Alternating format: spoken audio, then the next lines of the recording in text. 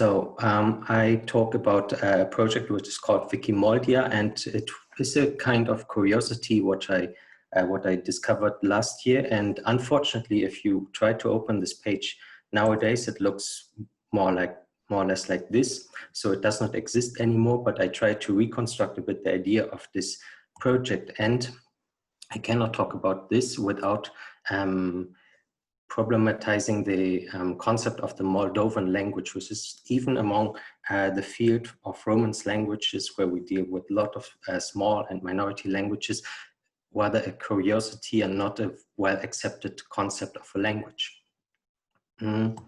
So there are certain terms, for example, by Gabinski, this term of nicht-wissenschaftliche Alltagsbezeichnung, so something, a term of Moldovan which is outside of science. There is, however, this other concept of subglottonym, so like a term what we can use in linguistic description, but to say it is a variety of Romanian. There are other concepts like this, what is written here in the next in Romanian. So there is this, I have to see, where I can read it once in Romanian, you have the translation there. Au fost legiferate tezele staliniste false despre apartenența etnică și lingvistică a populației românești prin introducerea în legea fundamentală a sintagmelor limba moldovenească și popul moldovenesc contrare adevărului științific și istoric. So, Moldovan language is maybe a rather ideologic concept of the Soviet time. Yes, and then this other term of subglottonym, so that we can use this term for describe a specific part of the Romanian language, but we must not confuse it with the Moldovan dialect, as we have this as a variety of the north of the Romanian speaking area, and it's also a big part of Romania which has the Moldovan dialect. So Moldovan language is definitely another thing that the dialect, what we also call Moldovan. The name or the status of Moldovan language can be mainly related to the history of the Republic of Moldova. So it's an older term from the Soviet time, but if we just look on the recent history, there was the description in the Independence Declaration where there is the term of limbi române, so that they used the term of Romanian language. And the new thing at that time is that they reintroduced the Latin or the Roman alphabet, where they had before the Cyrillic writing. Later in 1994, there was the decision by the government to rename their language as the Moldovan language, so limba moldovenească. In between, there happened something with the ISO code, what they had before with the mo or mol. They lost it due to the linguistic consideration that there is not a real describable linguistic distance, what we can name here. And later in 2013, they came back officially to rename their language as Romanian, and they described it a bit in the idea of coming back to what is in the Declaration of the Independence, where they have had the term before already. About the Cyrillic transliteration of Romanian, I will talk here about what I call here new Cyrillic transliteration, because it's a completely different thing what you see in the centuries before, and what you can also see in the next talk, as I guess about the 19th century. There you will see a different system of Cyrillic writing. But here it is the step what was introduced during the Soviet time in the 20s, when there was the idea to give to most of the, or almost all the minority language of the Soviet Union, a Cyrillic writing system. And this was then also introduced for Romanian, for the small part which was part of the Soviet Union, which is now well known as Transnistria. I will come back to that later. There it was established from the 1930s on, and after or at the end of the Second World War, when the one part of Romania at that time became Soviet and it became the Soviet Republic of Moldova, then the Cyrillic writing, the Cyrillic script was applied for whole that region. So how does this writing system work? The idea is that it follows in most cases the logic of Russian. And that means that if the letter exists in Russian, if the sound exists in Russian, it should have the same in this writing of what I call here Moldovan. There are some elements that are quite similar in Romanian and Russian or other Slavic languages. For example, a big issue is the palatalization, so that we have palatalized sounds, where in Russian you use the mягкий знак, the sound, the symbol, the character for palatalization, and in Romanian it is generally the letter I. So in that case, for example, it would be very logic to use the same symbol, the same letter like in Russian for the Moldovan writing. Then there are typical sounds like the mid-vowel U, which has the big conflict in Romanian with the two letters, but in Russian there's one letter, so this is also applied for Moldovan. There are other sounds, for example, the sound very characteristic for Romanian, the schwa sound, the U, which does not exist in stressed syllables in Russian. So they take the letter E, the third last letter of the Russian alphabet, to describe this sound in Moldovan. And then there are sounds that do not exist in Russian, and for Moldovan or Romanian is especially one, the affricate J. So they get a special letter for it, the J with the diacritic. And we see also, like in the name of Wikimoldia, the epenthetic sound that we don't have IA as two vowels, but IA with the epenthetic Y, as an example where it gets closer to the Russian writing. In other cases, to be mentioned, for example, we have the name of Wikimoldia. We have it with the light L, a soft L, and we don't have this strong L, the palatalized, on the velarized Wikimoldia. So we normally in Russian we would need also the special symbol for that, but in Moldovan, as we don't have the other sound, we don't need that letter. So this is the biggest principle to follow the roots of the Russian writing system, but however, the system follows the pronunciation of the standard Romanian, which is more the Romanian of the south, like of the capital of Romania, of Bucharest and other regions, but it's not attached to the regional characteristics of the Moldovan dialect as it was spoken in Moldova, because this did not have a specific writing system. Yeah, another principle or another characteristic what is not really related to the letters, but which can be mentioned here is the big distance of the languages would be the lexic or the lexis, some words that are used in the Moldovan variety are rather not the same like in the standard Romanian, so they're more marked by Russian. And there are also some terms which are called as the limba piserească, the bird language, like the high level language, what would not be used. So what can we say for Moldovan as a language nowadays? So in the official status of the Republic of Moldova, it is not the official name anymore.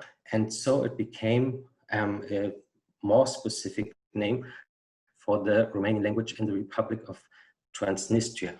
As you might know, this is a separatist part of the Republic of Moldova, which is not an official republic, and what maintains a very strong communist ideology, and it maintains the Cyrillic writing nowadays.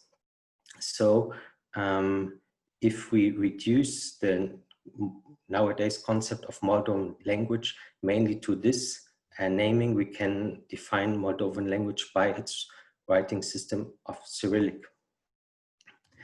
So Wikimoldia is, in that sense, a contribution like many other Wikipedia pages to revitalize a minority language, or to give some activity, vitality to a minority or to a small language variety. And this did or does actually not exist in Wikipedia, like a Cyrillic form of Romanian. So Wikimoldia is a special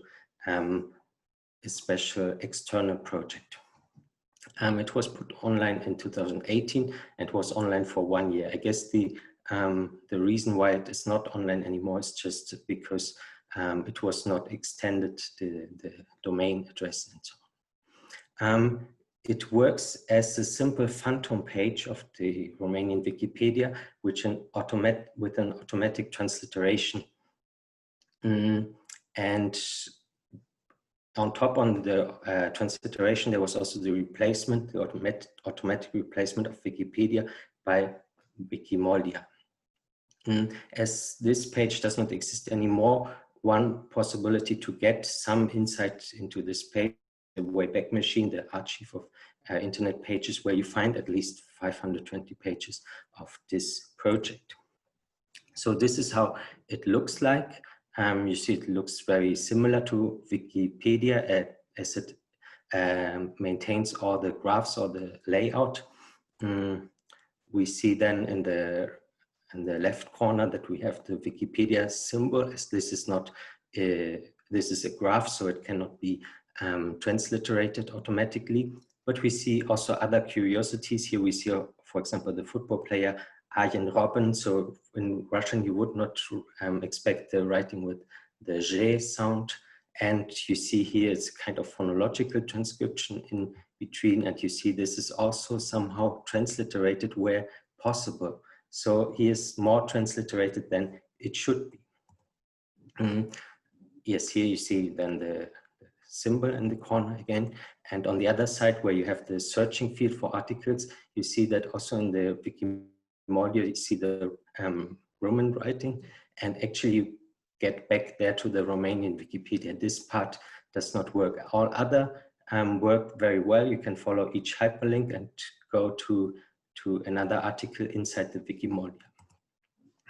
So to get an impression how this was used, I tried at least to make an analysis of the use, and we could can see here that it was used over 3 months, like 45,000 times or 46,000 times, so around 15,000 times per month. And here's also the a list on where it was used, and here it might surprise that it's not Moldova in the first range, but Ukraine. There it could be that there's a big part of minority, of Romanian minority speakers in Ukraine, who are also in the major part related to the Cyrillic socialized people. So it can be, it might not be surprised that Ukraine is also popular here, and Russia as well as before Moldova. Here's, for example, one example where we could explain this. Here's a Russian article, and it talks about one minister from Romania. And if you type her name in Cyrillic, then you might find, or in the first step, the Wikimoldia page at that time. And you see then the source given on this photo is Wikimoldia. So I come to the technical part. How does this work with the automatic transliteration? There is a script. This script we can still see. We find it in GitHub. And this is this works with assignment operators, where all the letters of the Romanian alphabet get Cyrillic correspondence, and there's a description of the script. This is in Russian. Like it describes that this is mainly made for translate web pages, and it works in the way that you have for the Romanian letter a corresponding letter in Cyrillic, and it is separated for capital letter and so on, as the roots there are the same. So this is Here, two examples for very simple assignments because they were in the normal cases 100% for the for a simple transliteration. In more complex letters, for example, the letter C, which is also distributed in Romanian by the sounds of K and Che, it depends on the context. So there's described when it follows, when it's before E or I, then it's Che. And in other cases with H or any other letter, then this should be the Russian letter or Cyrillic letter K. The most complex case is the letter I in Romanian, because it has a lot of functions. It can be part of a diphthong, and in that case, in Russian, there are several solutions. Where I say Russian, normally it should be Cyrillic, but it's very close to the roots of Russian, actually. Then, as I mentioned before, the palatalization is particular, and in other cases, it's a vowel, which needs then the simple letter E. Here's an example of the Wikipedia in Romanian and then the automatic transliteration. What we can see here is, for example, the different realization of the G, like general, grafică. Then we see oameni with the mjaki with the palatalized letter. We see in other cases like she here is a vowel. And we see also that, for example, this ya is declared here as a diphthong, so it goes to ya. All what we see here is completely acceptable. So there's no mistake to name inside. It works at this point. Where it does not work is, as you saw before, the case of the proper name. It does not work with foreign words because all follows the roots of Romanian.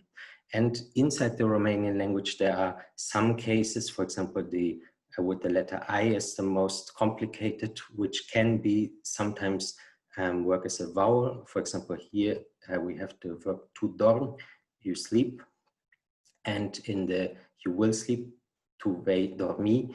In the case of an infinitive, we have it as a vowel. So it should have two different realizations, one with the symbol for palatalization and once with the vowel, but the automatic just gives us one solution.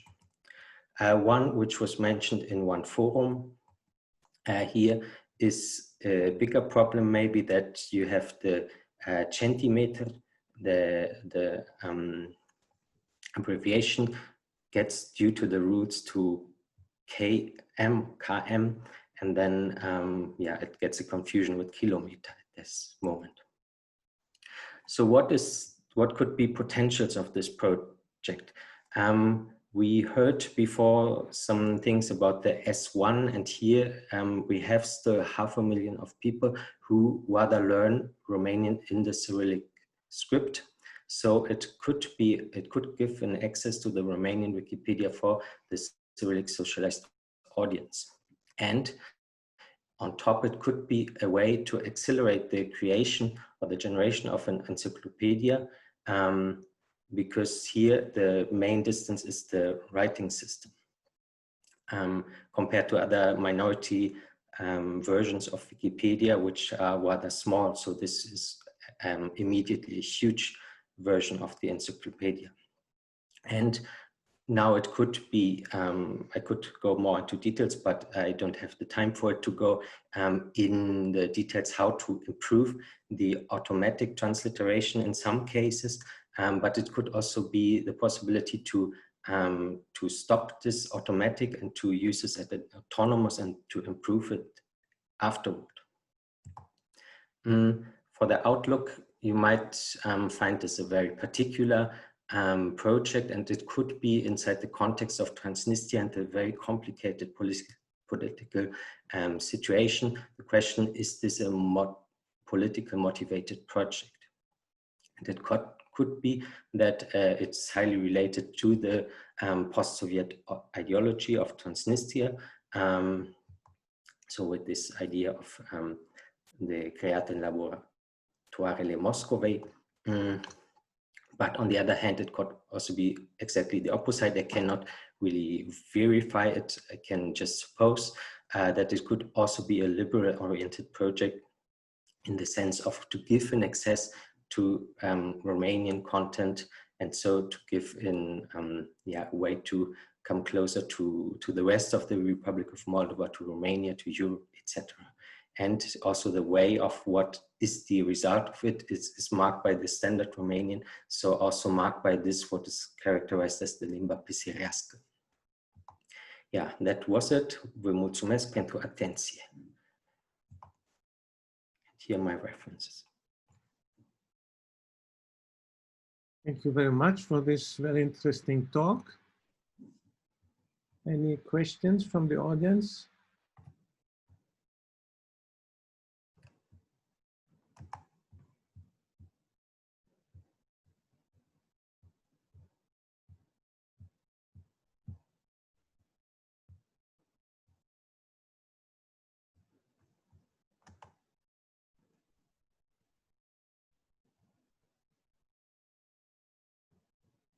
No questions. So thank you very, very much.